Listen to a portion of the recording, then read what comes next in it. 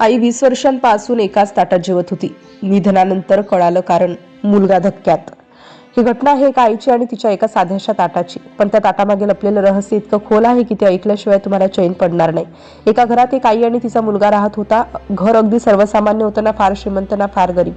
रोजचं जगणं, रोजचे कष्ट आणि त्या कष्टातून फुलणारं एक साधं सुखी आयुष्य. पण या घरात एक गोष्ट मात्र वेगळी होती, जी घरातल्या प्रत्येकाला माहीत होती, पण त्यामागचं कारण कुणालाच ठाऊक नव्हतं.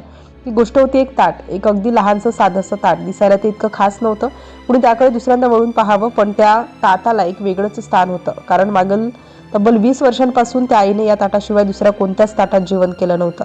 घरातली सगळी ताटं वापरली जायची, बदलली जायची, नवीन ताट येतं असत, जुनी टाकून दिली जात असत, पण एक ताट मात्र कायम त्याच जागी असायचं, त्याच कपाटात, त्याच कोपऱ्यात, आणि रोज न चुकता सकाळ वा संध्याकाळ आई त्याच ताटातून जेवायची. मुलाला लहानपणापासून हे विचित्र वाटायचं. एकदा त्याने आईला विचारलंही होतं, आई तू नेहमी हेच ताट का वापरतेस, यात काही खास आहे का? पण आई फक्त हसायची आणि विषय बदलायची. काही नाही रे, सवय झाली आहे, इतकंच ती म्हणायची. मुलानेही मग फार खोलात जाऊन विचारलं नाही. घरात आणखी एक नियम होता जो सगळ्यांना पाळावा लागायचा. त्या ताटातून फक्त आणि फक्त आईच जेवू शकत असे. घरातल्या इतर कोणालाही, अगदी मुलालाही त्या ताटाला हात लावण्याची परवानगी नव्हती. फक्त एक अपवाद होता, आईची एक लाडकी भाची. तिलाच काय ते त्या ताटातून जेवण्याची मुभा दिली जायची, तीही क्वचितच. वर्षामागून वर्ष गेली, मुलगा मोठा झाला, त्याचं स्वतःचं आयुष्य सुरू झालं, लग्न झालं, संसार सुरू झाला, पण त्या ताटाचं गूढ मात्र तसंच अनुत्तरित राहिलं. कधी कधी घरात पाहुणे आले की तेही विचारायचे, हे ताट इतकं जपून का ठेवलंय? पण उत्तर कधीच मिळायचं नाही. काळ पुढे सरकत राहिला आणि एक दिवस असा आला की जेव्हा त्या आईचं दुःखद निधन झालं. घरात शोककळा पसरली, नातेवाईक शेजारी सगळे जमले आणि याच दुःखाच्या क्षणी घरातल्या वस्तू आवरताना ते जुनं ताट पुन्हा एकदा सगळ्यांच्या नजरेस पडलं. मुलाने ते ताट हातात घेतलं आणि त्याच्या डोळ्यासमोर लहानपणापासूनच्या सगळ्या आठवणी तरळू लागल्या. आईचं तेच ठरलेलं ताट, कधी तेच जेवणाचं ठिकाण आणि तोच प्रश्न जो त्याला कधीच सुटला नव्हता. त्याने ताट हातात घेऊन एक दीर्घ श्वास घेतला. याच वेळी त्याची बहीण त्याच्या जवळ आली. तिच्या डोळ्यात पाणी होतं, पण चेहऱ्यावर एक वेगळाच भाव होता, जणू ती इतकी वर्ष मनात दडवलेलं काहीतरी आता सांगणार होती.